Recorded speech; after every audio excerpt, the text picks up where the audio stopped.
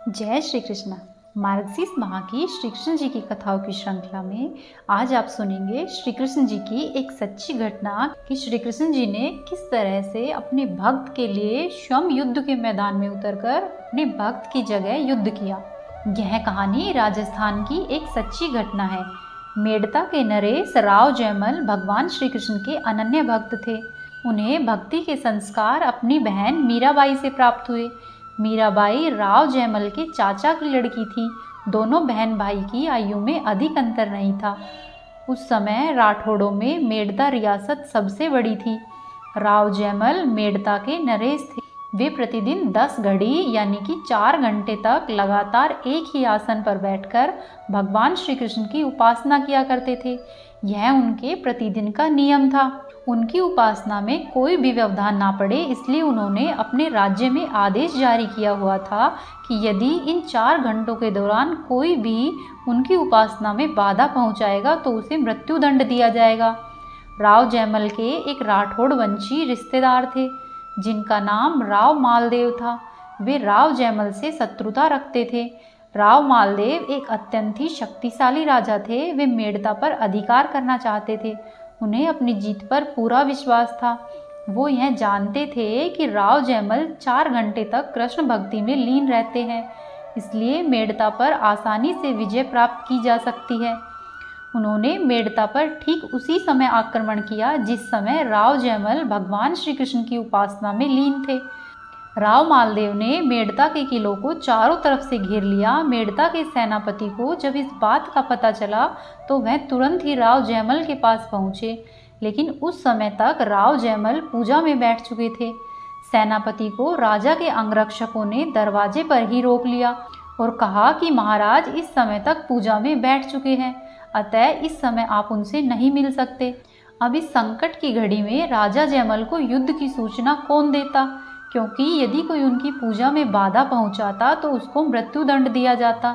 इसीलिए सेनापति ने राव जयमल की माताजी से विनती की और उनको राव जयमल के पास आक्रमण की सूचना देने के लिए भेजा गया, क्योंकि माताजी परम आदरणीय होती है तथा किसी भी परिस्थिति में दंड के योग्य नहीं होती। तब राव जयमल की माताजी ने जाकर जयमल से कहा कि बेटे जयमल, हमारे किले को शत्रु ने चारों तरफ से घेर लिया है, सेनापति के लिए क्या आदेश है। तब जयमल ने हाथ के इशारे से कहा कि सेनापति से कहो कि युद्ध के लिए जाए, मैं पीछे पीछे आ रहा हूँ। जयमल की माता ने जाकर सेनापति को राजा की आज्ञा सुनाई और सेनापति ने तुरंत ही सेना तैयार की और युद्ध के लिए निकल गए।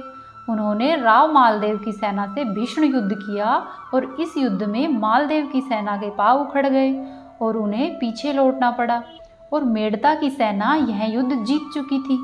उसके बाद सभी सैनिक राजा जयमल के जयकारे लगाकर महल में वापस आ गए।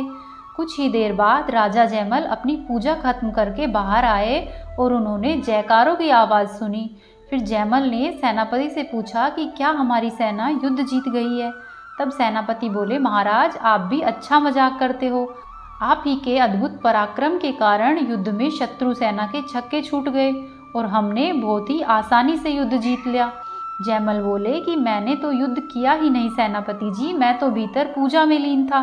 तब सेनापति बोले कि महाराज ऐसा कैसे हो सकता है, आप ही ने कहा था कि सेना लेकर चलो, मैं पीछे पीछे आ रहा हूँ।